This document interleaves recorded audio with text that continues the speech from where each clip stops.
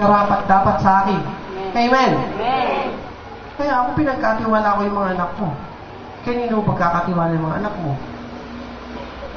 Sa Panginoon. Secure sila dun eh. Amen? Amen? Amen. Pag yung anak ko ba may sakit, wala nga akong tiwala sa doktor.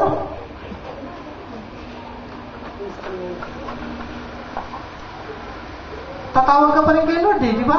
Amen. Hawak na ng 3 specialist ang doktor yung anak mo na, nalangin ka, di ba? Amen. Kanino ka may tiwala?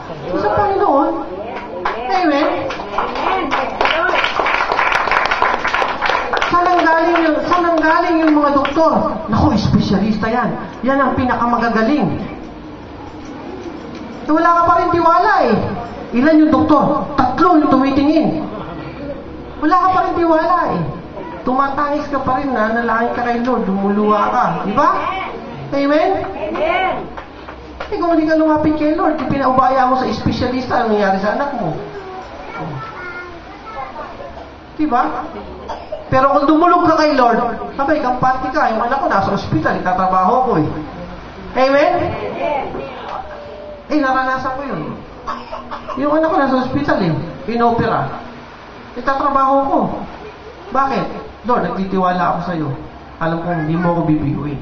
Amen. Amen? Hallelujah! Napakabuti ng Panginoon. Napakabuti ng Panginoon. Hindi niya binibigo yung mga nagtitiwala sa Kanya. Amen. Amen.